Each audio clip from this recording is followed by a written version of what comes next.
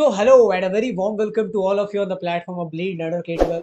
बहुत दिनों बाद मैं कुछ कंटेंट क्रिएट कर रहा हूँ। एक्चुअली बाहर गया हुआ था और आप सबकी बहुत डिमांड आई थी कि सर हिस्ट्री का जो मॉक टेस्ट है वो एनटीए ने नेशनल टेस्टिंग एजेंसी ने रिलीज कर दिया है और सवाल हमें थोड़े से पेचीदे लगे हैं। तो अगर आप इसे सॉल्व कर सको, क्योंकि आंसर की तो कोई अवेलेबल है नहीं हमारे पास, तो हमारे लिए बड़ी सहूलियत हो जाएगी। और फिर मैंने सोचा कि मैं क्यों ना केवल सॉल्व करूं बल्कि आपको समझा भी दूं कि भाई अगर ऐसे सवाल आएंगे तो हाउ शुड यू टैकल। ठीक है, क्या क्या चीजें आपने छोड़ दी गई हैं। बहुत सारे बच्चे कंफ्यूज होकर कुछ कुछ टॉपिक्स को, कुछ कुछ स्पेसिफिक क्वेश्चंस को छोड़ रहे थे। तो मैं इस वीडियो में उनके लिए बहुत एक फ्रूटफुल एडवाइस दूंगा जो कि थ्रू आउट द वीडियो आपको मिलती रहेगी। सो शुरू से लेकर अंत तक वीडियो जरूर देखें। Here I am going to start the mock test. मैं लाइव आपके सामने सॉल्व भी करता रहूंगा और आपको अगर किसी आंसर में डाउट है तो वो भी यहाँ पे क्लियर हो जाएगा। सबसे पहली चीज, सीबीएसई के एग्जाम में आपने देखा था टर्म वन में मैप आया था, और जब ये सीयूटी की बात हुई तब भी मुझे लगा था कि टर्म वन के हिसाब से क्वेश्चंस आएंगे। तो जितने भी बच्चे हमारे कोर्स में भी हैं मैंने उनको बताया था कि एनसीईआरटी के बाहर से कोई सवाल नहीं आएगा, एनसीईआरटी के अंदर ही आएगा, जो आपने टर्म वन में दिया था वैसा ही आएगा। एंड बहुत सारे बच्चे उसमें से कंफ्यूज थे क्योंकि जो नए सैम्पल पेपर्स आए सीयूटी के और टेस्ट सीरीज आई है उसमें मैप से रिलेटेड सवाल नहीं है। हमने डाले हैं बाकायदा हर एक चैप्टर में जिसमें से मैप से सवाल बन सकते थे, चार चार पाँच पाँच पाँच सवाल हमने डाले हैं। और ये चैप्टर तो बड़ा अहम हो जाता है। ये तो मैप चलो आपके सामने अर्ली हड़प्पा साइट का दिया हुआ है, गलती से मेच्योर हड़प्पा साइट का दे देते जो कि मोस्ट प्रोबेबल था, क्योंकि ज्यादातर शहर तो आपको उसी मैप से आएंगे इस चैप्टर में। लेट हड़प्पा साइड से भी पूछ सकते थे तो फिर दिक्कत हो जाएगी। तो मैप आपको बिल्कुल भी इग्नोर नहीं करना है। सेकंड चैप्टर में महाजनपद का मैप हो गया, प्रोविंशियल सेंटर का मैप हो गया, मॉडर्न एम्पायर का मैप हो गया, याद रख लेंगे। थर्ड चैप्टर में कोई मैप है नहीं आपके पास। फोर्थ चैप्टर में थोड़ा बहुत स्तूप के बारे में जानकारी और कहाँ पे क्या लोकेटेड है। रॉक एडिट्स वगैरह भी इंपॉर्टेंट है सेकंड चैप्टर में। तो इस हिसाब से मैप अगर किसी भी चैप्टर में है तो आप उसे ध्यान जरूर रखें। ठीक है, कुछ भी मैं पूछ सकता हूँ, किसी जगह के बारे में पूछ सकता हूँ, किसी नदी के बारे में पूछ सकता हूँ, कुछ भी पूछ सकता हूँ। जैसे ये हमारे पास एक अर्ली हड़प्पन साइट से रिलेटेड मैप है, चार स्थान लोकेट किए गए, एक दो तीन चार, इसमें से अगर एक भी आपको आता है। जैसे मुझे पता है कि ये जो चौथा है ना दैट इज ससवाल, मेरे दिमाग में था कि भाई ये जो है आपका ससवाल है और ये आपका आमरी नाल पड़ता है। सो फर्स्ट इज आमरी नाल। तो आमरी नाल जो है एकदम वेस्ट में पड़ता है, एकदम वेस्ट में। इसके वेस्ट में सीधे आप शुष्कागे दौर पहुंच जाएंगे बलूचिस्तान की तरफ। तो ये फर्स्ट में आमरी नाल जो है वो केवल ऑप्शन फोर में दिया हुआ है, तो बहुत ईजी हो जाएगा आपके लिए एलिमिनेट करना इससे। तो फर्स्ट का जो आमरी नाल ऑप्शन है वो केवल और केवल ऑप्शन चार में दिया हुआ, तो अगर ये ऑप्शन चार के अलावा किसी में होता तब तो फिर एलिमिनेट करने में दिक्कत होती। यहाँ पे तो हम वन टू थ्री ऑप्शन को आसानी से एलिमिनेट कर सकते हैं। तो here my answer will be option four. ये जो है हमारा साइट वन, ये अमरी नाल है। ये हमारा साइट जो है दम्ब सादत है। ठीक है, ये एकदम पड़ता है आपके खैबर और बलूचिस्तान के बॉर्डर पे। ये कोट दिरी है, ये सिंध में पड़ता है। और फिर ये ससवाल हो गया हमारा कश्मीर साइड में पड़ता है। That is basically the thing. उसके बाद आपको करना है सेव एंड नेक्स्ट। आपने जो सवाल पिक कर लिया, आंसर पिक कर लिया, तो सेव एंड नेक्स्ट कर देना। ठीक है, क्लियर रिस्पॉन्स मतलब आपने कुछ अगर सेलेक्ट किया तो वो हट जाएगा। Save and mark for review मतलब आपने मार्क कर दिया, लास्ट में आप अगर सारे सवाल बना लोगे तो फिर इस पर जा सकते हो। ठीक है, that is basically the thing. मतलब आपने जवाब दे दिया and still you are confuse, then mark for review. लेकिन अगर आप कंफ्यूज नहीं हो तो I would suggest save and next पे जाना। अब ये पहले गूगली डाल दी, अब आसान आसान गेंदे हैं।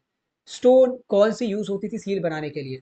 डायरेक्टली ये नहीं दिया हुआ है कि सील बनाने के लिए कौन सी स्टोन यूज होती थी, बट हमें ये पता है कि कौन सी स्टोन मल्टी डायमेंशनल पर्पस के लिए यूज की जा सकती थी। बिकॉज ऑफ स्टेटाइट की सॉफ्टनेस इतनी ज्यादा होती थी कि इसे हम अलग अलग पर्पसेस के लिए इस्तेमाल कर सकते थे। इससे मन के बना सकते थे, क्यूबिकल मन के बनाने हैं वो बन जाते थे, स्फेरिकल बनाने हैं वो बन जाते थे, हेमी स्फेरिकल बनाने वो भी बन जाते थे, और सील भी बनाना तो भी बन जाएंगे। तो steatite will be the correct answer, इसमें तो कोई दो राय नहीं होना चाहिए। कहाँ पे आपको कॉमन सेंस लगाना है और कहाँ पे फैक्चुअल बेस्ड सवाल है, ये दोनों का एप्लीकेशन आपको इस एग्जाम को पार करने में मदद करेगा। आप केवल अगर ये सोच रहे हो कि सर मेरे पास केवल एनसीईआरटी मैंने पूरी पढ़ी हुई, तो देखो ये एनसीईआरटी में डायरेक्टली तो नहीं लिखा हुआ है, फिर भी आपको दिमाग लगाना है कि भाई कौन सा मटेरियल ऐसा हो सकता है इन सब में से। कार्नेलियन, जैस्पर, ये सारे ऐसे मटेरियल हैं जो टूट सकते हैं इन पे अगर चोट मारेंगे तो। ठीक है, स्टेटाइट एक बहुत मुलायम पत्थर होता था जिसको आप मतलब बॉर्डर बना के जो है सील बना सकते हो, बीड बना सकते हो, कुछ भी कर सकते हो। ओके, नाउ इसको भी मैं सेव एंड नेक्स्ट कर दूंगा। उसके बाद mature Harappan culture shared common element with early Harappan cultures, including subsistence strategy, which means the people of both culture, early Harappan culture और mature Harappan culture, इन दोनों में क्या सिमिलरिटी थी? ऑक्यूपेशन की बात करें, ऑक्यूपेशन दोनों के अलग अलग हो सकते थे, क्योंकि एक टाइम में जब अर्ली हड़प्पा सेटलमेंट से उस टाइम में ज़्यादातर जो लोग थे वो हंटिंग वगैरह से, फूड गैदरिंग से अपना गुजारा करते थे। मेच्योर हड़प्पन सेटलमेंट्स में हमने देखा कि ट्रेड वगैरह भी होते थे, क्राफ्ट्समैन भी होते थे जो अलग अलग मनकों को बनाते थे, आभूषणों को बनाते थे। तो occupation can vary. Well plan settlement, settlement तो बहुत वैरी कर सकती है। मेच्योर हड़प्पन साइट्स अगर आप देखोगे तो वहाँ पे मल्टी स्टोरी बिल्डिंग्स भी बनती थी अर्ली हड़प्पन साइट्स में, और लेट हड़प्पन साइट्स में ये हमें नहीं देखने को मिलता। तो डाइटरी प्रैक्टिसेस ही आपकी वैरी नहीं करती है। जिस जानवरों को, जिस क्रॉप्स को हम तभी खाते थे, अभी भी उसी को खाएंगे। So obviously option 3 will be the correct answer. Social structure completely vary करेगा, क्योंकि हमारे अब कनेक्शंस बढ़ चुके हैं, हमारे कनेक्शंस मेसोपोटामिया से हो चुके हैं, बहरीन से हो चुके हैं, तो ओमान से हो चुके हैं, तो इट विल वैरी। उसके बाद हमारा सोसाइटी कैसे शेप लेती है, सोसाइटी शेप लेती है कॉन्टैक्ट से। हमारा कॉन्टैक्ट जिस जिस जगह से होगा वैसा ही हमारे सोसाइटी का इन्वायरमेंट हो जाएगा। सो अर्ली हड़प्पा साइट में कॉन्टैक्ट जो था वो बहुत लिमिटेड था अर्ली हड़प्पन फेज में। इसके बाद ये बड़ा सा अच्छा सवाल है कि अजंता की पेंटिंग्स किसके सीन्स को डिपिक्ट करती है। सबसे पहले तो ये समझो कि अजंता की गुफाएं किस धर्म को डेडिकेटेड है। It is completely dedicated to Buddhism. अब मुझे ये बता दो कि बुद्धिज्म से रिलेटेड कौन सा टेक्स्ट है यहाँ पे। केवल और केवल जाटक ही बसता है। ना तो महाभारत बुद्धिज्म से रिलेटेड है, ना ही ऋग्वेद और ना ही उपनिषद। तो जाटक टेलसी ये आपके उस ब्लू बॉक्स में दिया हुआ है। देखो ब्लू बॉक्स हो गया, पर्पल बॉक्स हो गया, पिंक बॉक्स हो गया, कुछ भी मत छोड़ना। छोटी से छोटी इन्फॉर्मेशन कुछ भी मत छोड़ना। इसीलिए मैंने जो टेस्ट सीरीज तैयार की है उसमें उनको भी एज ए सोर्स मैंने डाला हुआ है सवालों के तौर पर, ठीक है। किसी भी टोपोलॉजीज को मैंने नहीं छोड़ा। लोगों ने कहा कि सर असर्शन रीजन तो नहीं आ रहा, तो क्या आप डालोगे? मैंने कहा मैं डालूंगा, क्योंकि यहाँ पे जो डाला हो सकता है कि एग्जाम में भी कुछ गूगली डाल दें, और हिस्ट्री में अगर असर्शन रीजन बन सकते हैं तो you should try, you should attempt that. तो जाटक will be the correct answer. उसके बाद अगर हम लोग अगले सवाल पे जाएं, सेव एंड नेक्स्ट करते रहना, जिसमें अगर डाउट है तो, अगर आंसर आता है फिर भी डाउट है तो सेव एंड मार्क, और अगर आंसर बिल्कुल भी नहीं आता तो मार्क फॉर रिव्यू कर देना। बाकी बाद में अगर टाइम बचेगा तो उस पर देखेंगे। उसके बाद हमारे पास कुछ स्टेटमेंट है वेट से related. They were made of steatite. Steatite से नहीं बनते थे वो, चर्ट से बनते थे। तो पहला स्टेटमेंट हमारा गलत हो गया, सही स्टेटमेंट ही चुनना है। They were always cubical and had markings. Cubical तो होते थे बट कोई मार्किंग नहीं होती थी। आपने देखा है ना, कोई निशान होता था? कुछ भी नहीं होता था। तो ये भी दोनों गलत है। सी सही है। लोअर डिनोमिनेशन जो था वो बाइनरी बेस्ड होता था, 2 4 6 8 पे बेस्ड, और हायर डिनोमिनेशन डेसिमल बेस्ड। जैसे आज की हमारी वेट प्रणाली है डेसिमल बेस्ड ही तो है। जैसे 1 किलोग्राम बराबर कितना होता है? 1000 ग्राम। तो 1 ग्राम बराबर कितना लिख सकते हैं? 0.0001 किलोग्राम। तो इस तरीके से ये जो प्रणाली होती है जिसमें डेसिमल में कन्वर्ट कर सकते हैं, ठीक है। छोटे यूनिट को बड़े में, बड़े यूनिट को छोटे में, डेसिमल की मदद से। दैट इज बेसिकली अभी भी हम लोग फॉलो करते हैं, उस टाइम में भी फॉलो होती थी। तो तीसरा स्टेटमेंट सही है। चौथा भी सही है। मेटल स्केल पैंस के विशेष मिले हैं, मतलब तराजू जो थे जिनसे नापा जाता था। एक तरफ वेट्स रख के दूसरी तरफ आभूषणों को या अलग अलग चीज़ों को नापा जाता होगा। तो इसके अवशेष हमें मिले हैं। तो ऑप्शन 3 इज करेक्ट। सी और डी जो है हमारा, ये दोनों सही है। तो option 3 will be the correct answer. आगे बढ़ते हैं। अगला जो सवाल है, अब यहाँ पे यूरोपियन कमर्शियल कंपनी से रिलेटेड कुछ मैच आपके सामने दिया गया है, उसको उसमें से इनकरेक्ट मैच आपको पता लगाना है। यहाँ पे ध्यान रखना, इनकरेक्ट और करेक्ट में कभी कंफ्यूज मत करना। पोर्चुगीज पणजी में आए थे, गोवा में आए थे, तो पणजी भी इन्होंने ही 1510 के आसपास उसको कॉन्कर किया है। ब्रिटिश मद्रास में सेटल थे, सही बात है। पौंडीचेरी में फ्रेंच थे, यहीं से तो कर्नाटक वॉर्स हुए थे इन दोनों के बीच। डच बॉम्बे में नहीं थे, बॉम्बे में केवल और केवल ब्रिटिशर्स थे, उससे पहले पोर्चुगीज को दहेज में मिला हुआ था। डचों का जो बेस था वो बॉम्बे में नहीं था, वो ज़्यादातर उन्होंने अपना ईस्ट इंडिया में जो है, मतलब बंगाल साइड में उन्होंने अपनी जो है ब्रांचेस खोल रखी थी। बाद में उसको भी वाइड अप कर दिया, ये साउथ ईस्ट एशिया की तरफ ज़्यादा चले जाते हैं। तो Dutch in Bombay is incorrect है, ठीक है, क्योंकि बॉम्बे में केवल और केवल ब्रिटिशर्स थे।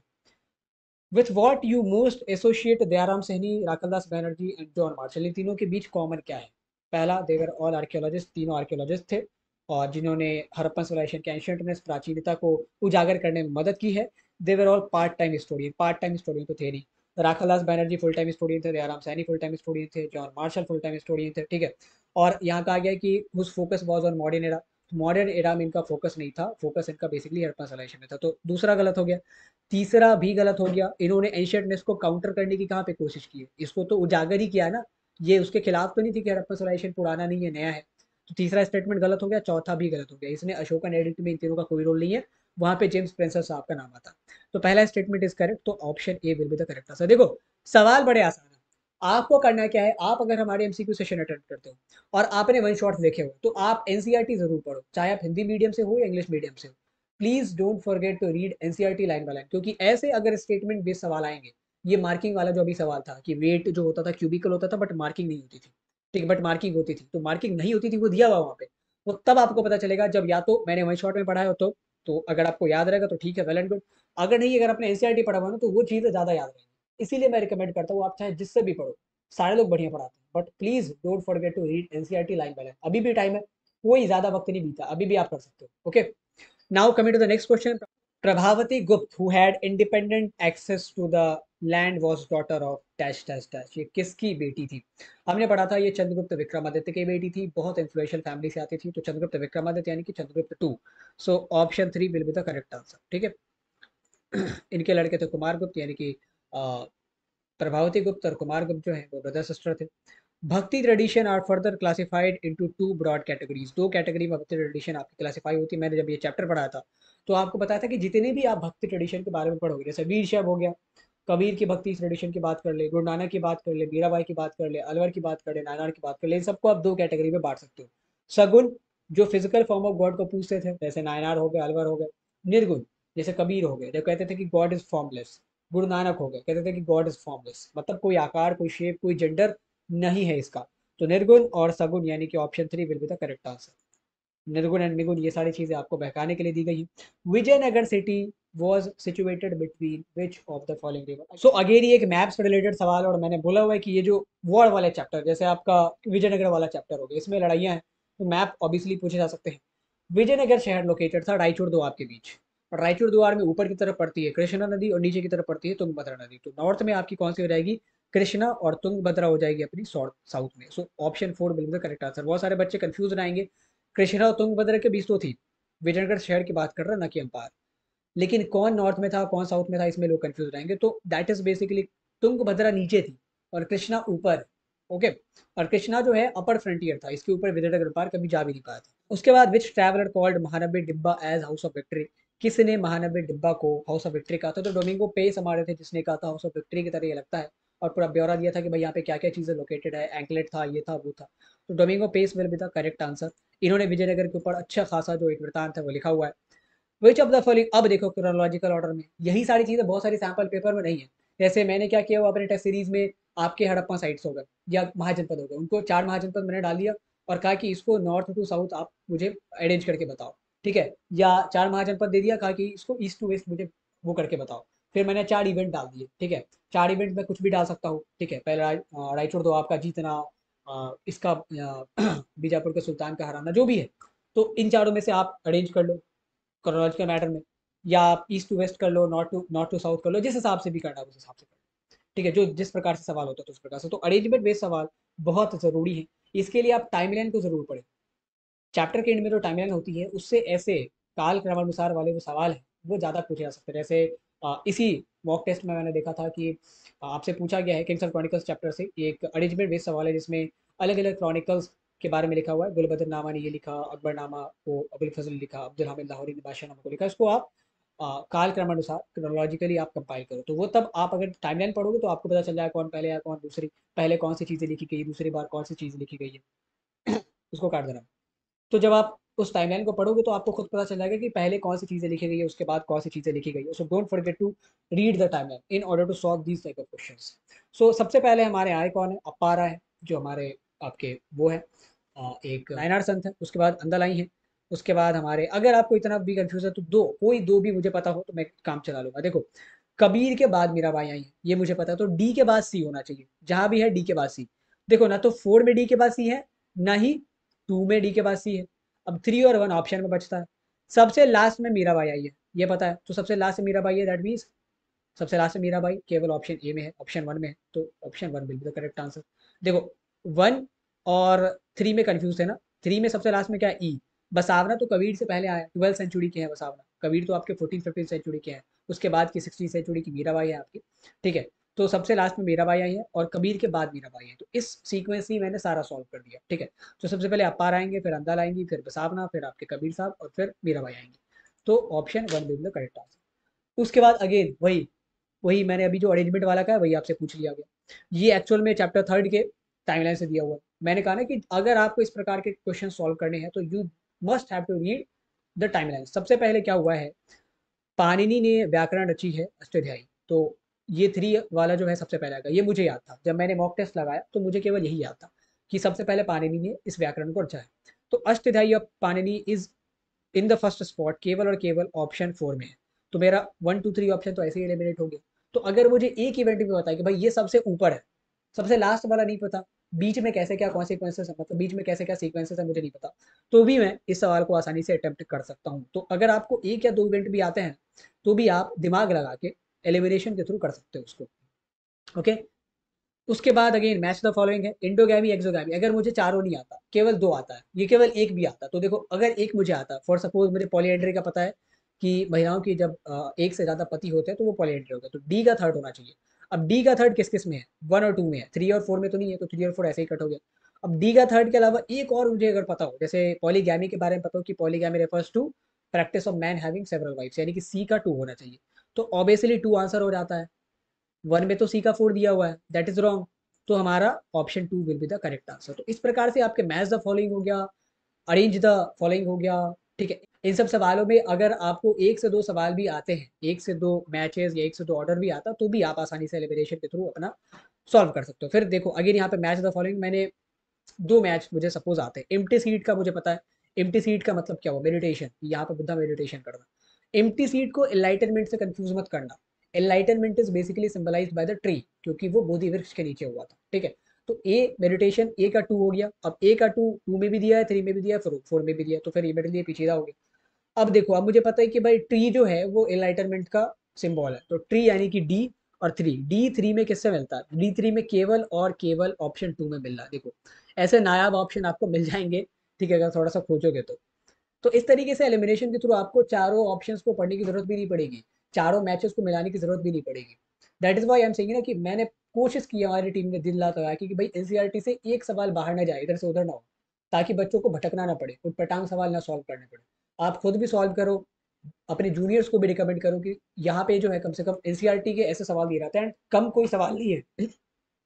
हर एक चैप्टर में 10 से, जितने भी आपके अगर 15 चैप्टर है तो 100 से 120 के बीच सवाल हमने हर एक चैप्टर में डाले हैं चैप्टर वाइज। उसके अलावा 10 मॉक्स है, जिसमें से एक मॉक मैं आप सबको फ्री दूंगा, और उसमें आप देख सकते हैं भाई क्वेश्चन की क्वालिटी कैसी है, और वो देखिए मन बनाए। और जब ये लॉन्च होती है आप पहले उसको प्री बुक करके रख लें, ताकि बाद में जो है आपको अगर साइट वगैरह कुछ क्रैश होता है तो फिर दिक्कत ना हो, क्योंकि बहुत ज़्यादा डिमांड आ रही है सर इसकी टेस्ट सीरीज की। Which are the following statement is incorrect about Kabir. अब कबीर से रिलेटेड कौन सा कथन गलत है, अगेन ये अगर आपने एनसीईआरटी नहीं पढ़ा हुआ है लाइन बाय लाइन तो फिर दिक्कत क्रिएट करेगा। He was supported by scriptural knowledge, scriptural knowledge उनको नहीं थी उतनी, ही वाज नॉट लिटरेट, ठीक है। He rejected differences based on caste and religion, इन्होंने डिफरेंसेस को हटाया था, ये बात सही है, तो दूसरा स्टेटमेंट आपका सही है। दूसरा स्टेटमेंट केवल और केवल आपके इनकरेक्ट आपको ढूंढना है, इनकरेक्ट गलत क्या है वो, तो पहला आपका गलत है, ठीक है।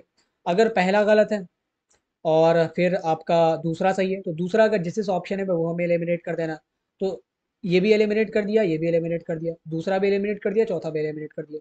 फिर ही advocated a philosophy of devotion and labour, उन्होंने ऐसी फिलोसफी प्रीच की जिसमें लोगों को कहा भक्ति में रखने के लिए परिश्रम करो।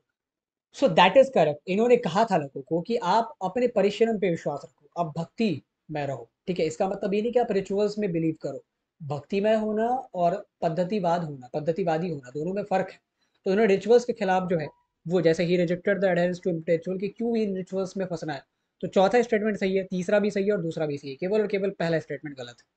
तीसरा सही है, इन्होंने परिश्रम पे और भक्ति पे ज़्यादा जोर दिया था, रिचुअल्स को हमेशा ही क्रिटिसाइज करते थे, कास्ट और रिलीजन के बेसिस पे जो डिफरेंसेस होते थे उनको हमेशा हटाने की बात की है।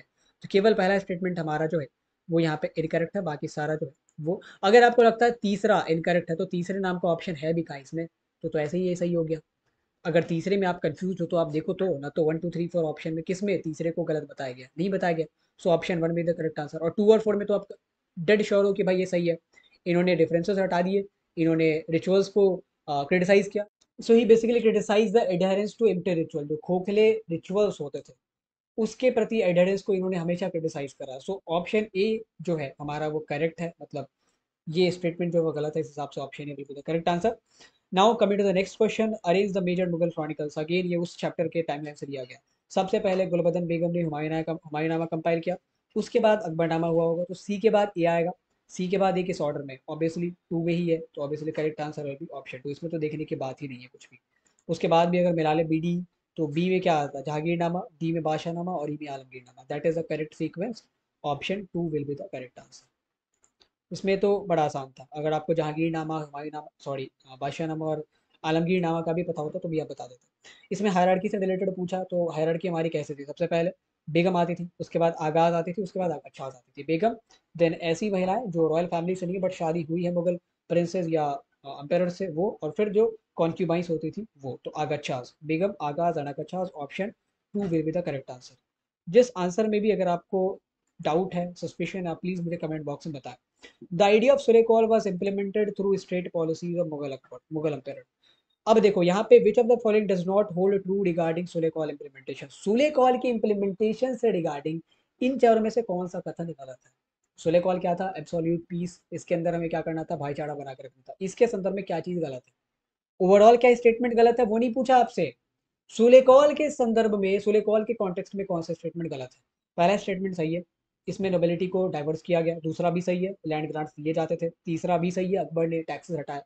बट चौथा गलत है एज पर द सुलेकॉल। स्टेटमेंट तो सही है चौथा, ओवरऑल औरंगजेब ने रीइंपोज किया था जजिया, बट सुलेकॉल के अकॉर्डिंग, सुलेकॉल को अगर इंप्लीमेंट करने जाते हैं तो उसके अकॉर्डिंग ये सही नहीं हो सकता। सुलेकॉल ने ऐसी बात नहीं की थी कि आप जजिया और कल्पिटस टैक्स जैसे ब्रूटल टैक्सेस को इंप्लीमेंट करो। So option 4 will be the correct answer कि ये जो स्टेटमेंट है that holds wrong as per the policy of सुलेकॉल। संथालों से रिलेटेड स्टेटमेंट है, कौन सा कथन गलत है वो आप बताओ। संथाल फॉरेस्ट क्रिएट करते थे, क्लियर करते थे, टिम्बर बनाते थे, एकदम सही है। खेती कर देते थे, वो भी सही है। अलग अलग कमर्शियल क्रॉप्स उगाते थे, वो भी सही, तब तो फायदा होता था। चौथा स्टेटमेंट गलत है, इनको ट्रिब्यूट्स वगैरह ट्रेडर से नहीं मिलते थे। ट्रेडर से ट्रिब्यूट कौन लेता था? पहाड़ियाज लेते थे। देखो इसमें आप बाकी के भी किसी स्टेटमेंट में अगर कंफ्यूज हो तो चौथे में तो आप श्योर हो ना, संथालों को कोई ट्रिब्यूट नहीं मिलता था, उल्टा तो मनी लेंडर्स वगैरह इनको सताते ही थे। पहाड़ियाज ट्रिब्यूट लेते थे, तो चौथा तो किसी भी सूरत हाल गलत ही है। अब हमारे पास ऐसा भी ऑप्शन नहीं है 1 और 4, 2 और 4, 3 और 4 करके कि हम कंफ्यूज हो सके, केवल और चौथा ऑप्शन। तो हमारा चौथा करेक्ट आंसर हो जाएगा इस हिसाब से। तो जब कंफ्यूजन की बात ही नहीं, तब तो फिर ऊपर के 3 स्टेटमेंट देखने ही नहीं है, क्रॉस चेक करना ही नहीं है। चौथा तो डेड श्योर गलत ही है, संथालों को तो कभी ट्रिब्यूट वगैरह नहीं मिला था। दामिने को किनके लिए? तो संथालों के लिए, that is very basic question. तो इसमें तो आई डोंट थिंक कि किसी को दिक्कत होनी चाहिए। अब ब्रिटेन में, ये फिर एलिमिनेशन बेस्ड सवाल है, इसमें गौर करना। ब्रिटेन में जो पिक्चोरियल इमेजेस बनाए गए थे रिवोल्ट ऑफ 1857 के, क्या मकसद था उसका? पहला, इंडियन रेबल्स को ग्लोरीफाई करना, ये तो कतई नहीं हो सकता। दूसरा, to reflect the fear of revolt of 1857, डर पैदा करना नहीं था। ठीक है, अगर डर पैदा करना होता तो फिर खुद में क्यों करेंगे डर, रेबल्स में करवाएंगे ना। तो अगर ब्रिटेन में पिक्चर्स डिपिक्ट हो रहे हैं, दैट डज नॉट मीन कि उनको डर पैदा करने के लिए लगाया जा रहा। तो दूसरा भी स्टेटमेंट गलत है। तीसरे में अगर देखें, to create a sense of time of trouble, वो बताना चाहते थे कि किस हिसाब से सूरत हाल थी, महिलाओं पे किस हिसाब से जुल्म हो रहे थे, बच्चों पे किस हिसाब से रेबल्स जुल्म कर रहे थे। तो तीसरा स्टेटमेंट सही है। चौथा तो एकदम गलत है, 1857 के रिवोल्ट को अगर इग्नोर करना ही होता तो हम लोग क्यों इसके पोर्ट्रेयल करते। तो option 3 will be the correct answer कि that was the prime objective, कि भाई क्या हो रहा था उस समय में, ये बाकी दुनिया को पता चले, ब्रिटेन की जनता को पता चले। During the course of revolt of 1857, money lenders became the target of rebels. अब ये क्यों टारगेट बने भाई? इन चारों स्टेटमेंट को देखोगे तो आपको आसानी से पता चल जाएगा कि भाई मनी लेंडर्स जो थे उनको रेबल्स ब्रिटिशर्स से एसोसिएट करके देखते थे। वो मानते थे कि मनी लेंडर्स जो है वो ब्रिटिशर्स के आदमी है और वो भी ऑपरेसिव है। तो option 3 will be the correct answer. ठीक है, ऐसा बिल्कुल भी नहीं कि मनी लेंडर्स ने उनको आर्म्स देने से, हथियार देने से मना कर दिया, ठीक है, या लोन्स देने से मना कर दिया। बेसिकली मनी लेंडर्स और जो रिच मर्केंट्स होते थे, ऐसा लगता था रेबल्स को, क्योंकि ज्यादातर लोग तो किसान थे उसमें से अवध के, तो उनको इन्होंने बड़ा सताया हुआ था। तो उनको समझते थे कि ये ब्रिटिशर्स का ही नुमाइंदा है, उनका ही रिप्रेजेंटेटिव है, इसीलिए उसको भी अटैक करते हैं, मनी लेंडर्स को भी वो लोग अटैक करते हैं। Okay, now coming to the next question, which is not true about Deccan riots commission. देखो इन चारों में से आपको लगेगा कि भाई ये गलत हो सकता है, ये गलत हो सकता है, ये गलत हो सकता है, लेकिन देखो जब इस प्रकार से फैक्चुअल सवाल हो, ऊपर के अगर तीनों स्टेटमेंट को पढ़ो, recorded statements of ryot sahukar eyewitness, recorded price and interest rates in different region, collated report sent by district collector, ये तीनों स्टेटमेंट को अगर पढ़ोगे ना तो आपको एक चीज अंदाजा लगेगी कि इन तीनों में से गलत क्या है, ये पहचानना बड़ा मुश्किल है, अंटिल अनलेस की मैंने किताब लाइन बाय लाइन पढ़ी है। बट चौथा जो स्टेटमेंट है ये एकदम फैक्चुअल है कि इसे गवर्नमेंट ऑफ मद्रास ने सेटअप किया था, यहाँ पे है। इसे गवर्नमेंट ऑफ मद्रास ने नहीं सेटअप किया था, इसे गवर्नमेंट ऑफ बॉम्बे ने सेटअप किया था, क्योंकि पूना बॉम्बे के अख्तियार में आता था। ठीक है, डेक्कन के इलाके मद्रास में जरूर थे, बट इसे डेक्कन रॉयट्स कमीशन को किसने बहाल किया था? गवर्नमेंट ऑफ बॉम्बे ने। So correct answer will be option 4 कि ये जो है वो गलत है। तो इस प्रकार से आपको अगर लाइन बाय लाइन पढ़ोगे तो फैक्चुअल सवाल जो है आपको मिस नहीं कर सकते। वैसे अगर इसमें ऐसे सवालों में अगर कोई डाउट रहे तो मार्क फॉर रिव्यू कर देना, अगर आपके 50 में से 40 हो जाते हैं तब तो इसको छूना भी नहीं है, नहीं होता तो फिर सोच समझ के एलिमिनेट कर करके आगे बढ़ना। खिलाफत एजिटेटर्स क्या चाहते थे? ऑटोमन रूलर्स को रिस्टोर करना, तो ऑब्वियसली चौथा जो सवाल है, चौथा जो ऑप्शन है वो हमारा सही हो जाएगा। शाही इमाम से कोई मतलब नहीं है, मुगल एम्पायर से कोई मतलब नहीं है, और जर्मन के एम्पायर तो बात ही जाने दो। कब प्रोविंशियल लेजिस्लेचर के लिए पहली बार इलेक्शन हुए थे? प्रोविंशियल लेजिस्लेचर को मंजूरी मिली थी 1935 के एक्ट में, लेकिन इलेक्शंस पहली बार हुए थे 1937 में। So correct answer will be option 3 not option 2। Government of India act 1935 में इसको मंजूरी मिली थी, और मंजूरी मिली, इसके बाद इलेक्शंस पहली बार हुए थे 1937। सो option 3 will be the correct answer. Okay, इसके बाद अगर हम लोग जाएँ फिर अगर मैच करना हमें, तो इसमें मैंने ले लिया, हमें कोई एक मैच आता है। जैसे गुडू, हमें पता है गुडू कहाँ से थे, छोटा नागपुर से थे। तो सी विल बी मैच्ड विद 3। सी 3 के साथ कब-कब मैच है? ऑप्शन ए में, ऑप्शन 1 में और ऑप्शन 3 में। बाकी 2 और 4 एलिमिनेटेड हो गए। नाना साहब कानपुर से थे, ये हमें पता है। तो ए का 2 किसमें है? ए का 2 केवल और केवल ऑप्शन 3 में है। सी के साथ भी 3 है, बी के साथ भी 1 है। कुंवर सिंह बिहार से थे, आरा से थे, और ब्रजेश कदर अवध से थे। सो option 3 will be the correct answer. आपके सवाल बड़े आसान है। आपको क्या करना है, कोई ठीक ठाक से टेस्ट सीरीज अगर आपने ली हुई है तब तो कोई बात ही नहीं है। अगर आपने नहीं ली हुई है तो आप किसी का भी ले सकते हो। अगर हम लोग लॉन्च करें तो हमारा भी ले सकते हो। कोशिश करना है ऐसी टेस्ट सीरीज लो या ऐसे सवालों को सॉल्व करो जिसमें एनसीईआरटी के दायरे में सवाल पूछे गए। भले ही ब्लू बॉक्स या बाकी को उसमें इंक्लूड किया गया, बट उसके दायरे में सवाल अगर पूछे गए ना, तो आपको फिर कंफ्यूजन में नहीं पड़ना पड़ेगा। ओके, अब आपको अरेंज करना है ऑर्डर में। तो देखो इसमें से सबसे पहले क्या हुआ था, सबसे पहले इसमें से हुआ था Santhal rebellion 1855-56, American civil war 1860 के आसपास, फिफ्थ रिपोर्ट आपका 1813, परमानेंट सेटलमेंट 1793, और पहली बार बॉम्बे डेक्कन में जो सेटलमेंट लगाया गया वो 1820 के आसपास हुआ। तो सबसे पहले परमानेंट सेटलमेंट आता। अब परमानेंट सेटलमेंट आपका डी है। डी सबसे पहले केवल और केवल ऑप्शन 3 में, तो आगे हमें किसी को देखने की ज़रूरत है भी नहीं। Okay, so option 3 will be the correct answer. D तो सबसे पहले है ना, परमानेंट सेटलमेंट तो सबसे पहले लगा था 1793 में। तो ये हमारे केवल और केवल ऑप्शन 3 में है। So correct answer will be option 3। अब इसको लगाए सेव एंड नेक्स्ट कर दिए। कौन सा जो लीडर था वो क्विट इंडिया मूवमेंट के दौरान अंडरग्राउंड रेजिस्टेंस में लगे हुए थे, मतलब छुप छुप की गतिविधियां कर रहे थे। तो कुछ कुछ सोशलिस्ट थे, जयप्रकाश नारायण जैसे लोग, वो इसमें इन्वॉल्व थे। ठीक है, तो Jayaprakash Narayan will be the correct answer. उनका भी अच्छा खासा कंट्रीब्यूशन है क्विट इंडिया मूवमेंट में। वैसे बाकी पोस्ट इंडिपेंडेंस पॉलिटिक्स में तो बड़ा अहम कंट्रीब्यूशन है। प्रजामंडल क्यों स्थापित किए गए थे भाई? क्योंकि प्रिंसली स्टेट्स में नेशनलिज्म को फैलाना था। तो obviously princely states will be the correct answer. ये सब एकदम वन लाइनर सवाल है, इसमें कोई टेंशन लेने की जरूरत नहीं है। किसी ने एक प्ली डाला था, अपील डाली कि भाई आपको सेपरेट इलेक्टोरेट को कंटिन्यू करना चाहिए 1947 में। तो जब सारे लोग राजी हो चुके थे पार्टीशन के बाद कि सेपरेट इलेक्टोरेट कंटिन्यू नहीं रहेगा, उसके बाद आते हैं मद्रास से दीपक बहादुर। वो कहते हैं कि भाई इसे कंटिन्यू करो। तो option 3 will be the correct answer. 29 of the August 1947 को इन्होंने कहा कि मुसलमानों की हालत बड़ी नाजुक है, एंड अगर आपको उनका एतबार जीतना, भरोसा जीतना, तो for that you will need to continue the separate electorate. 1946 में नेवल म्यूटनी जो है शुरू होती है आपकी बॉम्बे से, और फिर ये धीरे धीरे तमाम पोर्ट्स में फैल जाती है, चाहे मद्रास हो, कलकत्ता हो, विशाखापट्टनम हो। ये सब एक एक लाइन के सवाल है जो आपके किताब के बीच से निकाले गए। कितने समय के लिए सोचा गया था आज़ादी के बाद कि हम लोग इंग्लिश को कंटिन्यू करेंगे एज ऑफिशियल लैंग्वेज, उसके बाद धीरे धीरे ट्रांजिशन हिंदी में होगा। तो पहले 15 साल के लिए उन्होंने सोचा था कि हम लोग एज ए इंग्लिश को ऑफिशियल लैंग्वेज रखेंगे, उसके बाद ट्रांजिशन करेंगे, एक हिंदी रख लो और एक कोई रीजनल लैंग्वेज रख लो। लेकिन वो हो ना सका। अभी भी जो है इंग्लिश ही बहुत जगहों पे ऑफिशियल लैंग्वेज है, क्योंकि उसके बाद अलग अलग मसाइल जो थे लोगों के सामने आते हैं, और लैंग्वेज वगैरह का जो इशू है वो लोग भूल जाते हैं। परमानेंट सेटलमेंट सिस्टम से कौन सा जो लॉ है वो एसोसिएटेड है? Obviously sunset law. कहा गया था कि भाई ये आपका ड्यू डेट है, इसके सूर्यास्त के बाद अगर आप पेमेंट लाते हो तो हम एक्सेप्ट नहीं करेंगे।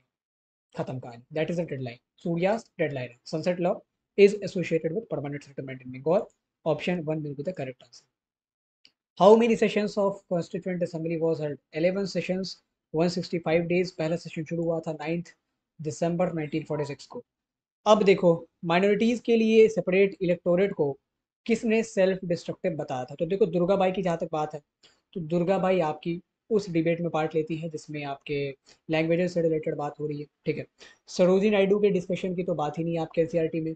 नूर जहाँ के डिस्कशन की बात ही नहीं है। बेगम एजाज रसूल की बात है कि इन्होंने लोगों को मनाया था, जितने भी मुस्लिम लीडर्स थे उनको मनाया कि भाई आप सेपरेट इलेक्टोरेट की डिमांड को गिव अप कर दो, ये अच्छी चीज़ नहीं है। तो हो सकता है इन्होंने इसे सेल्फ डिस्ट्रक्टिव बुलाया हो। एकमात्र हमें बेगम एजाज रसूल का ही रेफरेंस मिलता है सेपरेट इलेक्टोरेट के कॉन्सेप्ट में, एंड वो भी हमें इस बात की पुख्ती वेरिफिकेशन करके देता है कि इन्होंने इसके अगेंस्ट में स्टेटमेंट दिया था कि भाई सेपरेट इलेक्टोरेट हमें कंटिन्यू नहीं करना। तो ऑब्वियसली बेगम एजाज रसूल will be the correct answer. बाकी तीनों को तो ऐसे ही हम लोग एलिमिनेट कर सकते हैं। नॉन कॉपरेशन मूवमेंट के संदर्भ में कौन सा स्टेटमेंट सही है? Lawyer refuse to attend court, सही है। Growth of Hindi Muslim unity, सही है क्योंकि साथ में खिलाफत लॉन्च किया गया था। Removal of fear of British might, ये भी हो गया था। नॉन कॉपरेशन में लोग लगभग ऐसा लगा था कि अब तो आज़ाद हो ही जाएंगे, जब तक चौड़ा चौड़ी कांड नहीं होता तब तक। डी स्टेटमेंट गलत है। गवर्नमेंट ने कोई भी ऐसी अवेयरनेस नहीं दिखाई कि हमें इन लोगों को पॉलिटिकल कंसेशन कुछ देना है। वो लोग कान में जो है रुई डाल के बैठे हुए थे। ठीक है, खुद ही चौड़ा चौड़ी कांड होता और खुद ही ये मूवमेंट बंद हो गया। अगर थोड़े दिन और एक्सटेंड होता तो हो सकता है कि आज़ादी पहले मिल जाती हम लोगों को। तो ए बी सी तीनों स्टेटमेंट सही है, option two will be the correct answer. केवल और केवल डी जो है वो गलत है। करेक्ट आंसर आपको, करेक्ट स्टेटमेंट आपको चुनना था, तो इसीलिए आप 4 मत लगा देना कि डी गलत है तो डी लगा दिया, 3 लगाओ, सॉरी 2 लगाओ, ए बी सी तीनों करेक्ट है। अब यहाँ पे अगेन ये टाइमलाइन से रिलेटेड सवाल है। पूना पैक्ट और डिक्लेरेशन ऑफ कम्युनल डिसीजन, यहाँ से मैं ये सवाल को बनाता हूँ। देखो, कम्युनल अवार्ड जब मिला था कि अब सेपरेट इलेक्टोरेट दलितों के लिए भी रहेगा, उसके बाद ही तो पूना पैक्ट साइन हुआ था ना। और दोनों चीज़ें 1932 के आसपास ही हुई थी। तो देखो, पूना पैक्ट के बाद ही आपका, sorry Poona pact communal decision के बाद ही आएगा। तो कम्युनल डिसीजन पहले आया होगा तब तो अगस्त में हुआ होगा, और पूना पैक्ट सितंबर में हुआ होगा। अगर हमें नहीं पता कि कौन अगस्त में और कौन सितंबर में हुआ, फिर भी हमें ये तो पता है ना कि कम्युनल अवार्ड आया उसके बाद पूना पैक्ट हुआ था। तो अब से 16 अगस्त को पहले कम्युनल अवार्ड आया होगा एंड देन पूना पैक्ट हुआ होगा 24 सितंबर 1932 को। तो सी का मिलान आप 4 से कर दो और डी का 3 से कर दो। ये किस में है? केवल और केवल ऑप्शन 1 में है। तो हमारा ऑप्शन 1 जो है वो सही हो जाएगा। बाकी के ऊपर के 2 अगर हमें नहीं भी आते हैं तो भी चलेगा। ठीक है। और वैसे आप आगे भी तो एलिमिनेट कर ही सकते हो, लॉर्ड माउंटबेटन का वॉइसरॉय बनेंगे। आज़ाद होने के बाद थोड़ी ना बनेंगे। 29 अगस्त 1947 की डेट दी गई, तो 24 मार्च ही होंगे, 24 मार्च को ही बने होंगे वो। फिर अगेन आपको क्रोनोलॉजिकल मैनर में अरेंज करके देना है। सबसे पहले क्या हुआ था, अगेन डेट एक बार देख लो। Quit India Movement 1942, Jallianwala Bagh massacre 1919, Simon Commission 1929 I think, Dandi march 1929 के आसपास, साइमन कमीशन 1928 में हुआ था if I am not wrong. चौड़ा चौड़ी हुआ 19 आपका 1922 के आसपास, चौड़ा चौड़ी हुआ 21 या 22 के आसपास। सबसे पहला हमारा आता है कौन सा, जलियांवाला बाग मैसाकर 1919। तो सबसे पहले बी किस में है, केवल और केवल 2 और 4 में। अब उसके बाद क्या आना चाहिए, जालियांवाला बाग मैसाकर के बाद चौड़ा चौड़ी कांड हुआ था। तो बी के बाद ई, केवल और केवल ऑप्शन 4 में है। ऑप्शन 2 में बी तो दिया है पहले में, बट सेकंड में ए दे दिया है, तो क्विट इंडिया मूवमेंट तो इनमें सबसे लास्ट में हुआ था। तो option 4 will be the correct answer. इस तरीके से जो है आप सवालों को अटेम्प्ट कर सकते हो। ठीक है। फिर बी एन राव कौन थे भाई हमारे, उन्होंने बैकग्राउंड पेपर्स बनाए थे अलग अलग देशों के संविधान और पॉलिटिकल सिस्टम को स्टडी करके। तो ए का 3 से कर दो। B R Ambedkar chairman of drafting committee, तो ए का 3, बी का 1, बस इतना भी आता तो चलेगा। ए का 3, बी का 1 केवल और केवल ऑप्शन 3 में है, और ए का 3 ही केवल और केवल ऑप्शन 3 में है, तो option 3 will be the correct answer. ठीक है। बड़ा आसान है, अगर आपको बी आर अम्बेडकर से रिलेटेड आता ना मिला तो भी आप बना लेते इसको। अब यहाँ पे आ गया चीज़ कि भाई पैसेज बेस्ड सवाल, मैंने अपने टेस्ट सीरीज में पैसेज बेस्ड भी डाला है, और बाकायदा इंडायरेक्ट सवाल भी है और डायरेक्ट सवाल भी है। जैसे ये हमारा सुत्ता पिटका से सिगाला को जब इंस्ट्रक्ट कर रहे थे बुद्धा, अब वो क्या कह रहा है कि आप 5 तरीके से जो है एक मालिक अपने नौकर का ख्याल रख सकता है, नौकर गलत शब्द है, सेवक का ख्याल रख सकता है। कैसे? उसको उसकी कैपेबिलिटी के अकॉर्डिंग वर्क देके, टाइम पे उसको खाना प्रोवाइड करके, वेजेस प्रोवाइड करके, बाई टेंडिंग दम इन सिकनेस, सिकनेस में मतलब बुखार के समय उसे छुट्टी दे दे, हाल चाल ले ले, टाइम पे उसे लीव दे दे, अगर कुछ मीठा है कुछ खाने पीने को तो उसके साथ शेयर करके। तो ये 5 तरीके जिसके थ्रू मास्टर अपने सेवक का ध्यान रख सकता है। ऐसे ही 5 तरीके उन्होंने सुझाए जिनसे आप ब्राह्मणों का, सामनों का, या अपने पेरेंट्स का, टीचर या वाइफ का ख्याल रख सकते हो। कैसे? अपने बोली वाणी में अफेक्शन दिखा के, प्यार दिखा के, हमेशा उनके लिए अपने घरों को खुला रख के, अपने चीज़ों को खुला रख के, उनको जो चीज़ की ज़रूरत है वो प्रोवाइड करवा के। ठीक है। अब इससे रिलेटेड सवाल है, which of the following piece of advice was not given by Buddha to Sigala, जो नहीं दिया गया सिगाला को, किसके कॉन्टेक्स्ट में, तो मास्टर और इट्स सर्वेंट के कॉन्टेक्स्ट में। सबसे पहली बात कहा गया था कि भाई आप सिकनेस के दौरान उसका ध्यान रखो, तो ये तो कहा गया है। लीव देने को कहा गया है, डिलीशियस जो फूड है उसको शेयर करने को कहा गया है, लेकिन पेमेंट ऑफ सैलरीज को लेकर यहाँ पे बात नहीं की गई इस पैसेज में। तो option 2 will be the correct answer, कि ये 1 3 4 तो क्लियरली मेंशन्ड है, वेजेस की बात की गई बट सैलरी के पेमेंट की बात नहीं की गई, तो हमने ऑप्शन 2 को गलत मान लिया।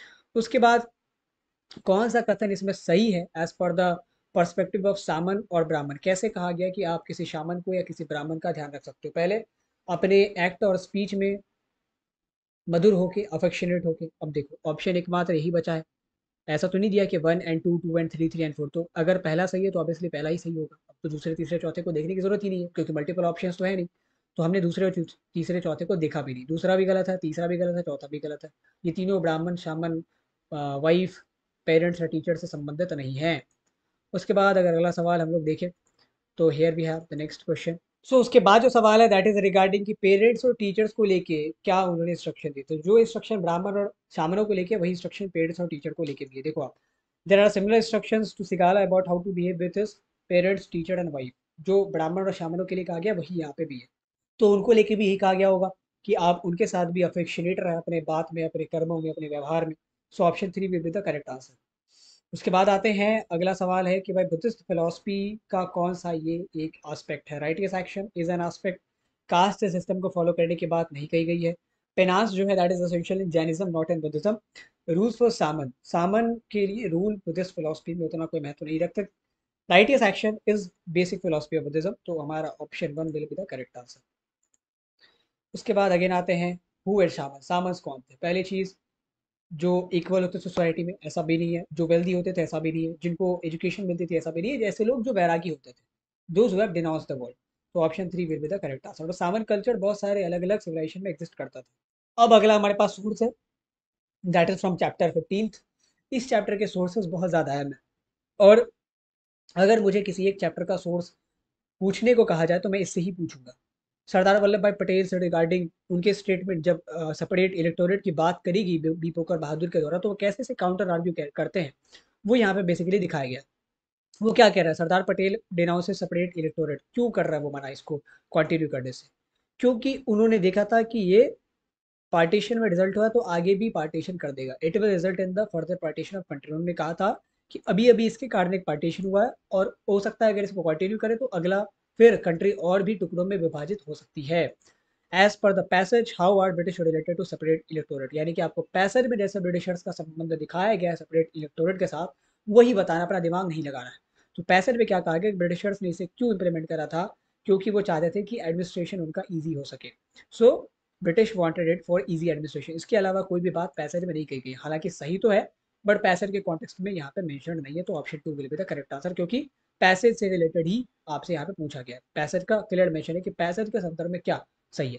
Beside Jinnah which other leader demanded separate electorate, B Pocker Bahadur Sahib आते हैं 29 अगस्त 1947 को कॉन्स्टिट्यूंट असेंबली ऑफ इंडिया में, वो डिमांड रखते हैं अपनी।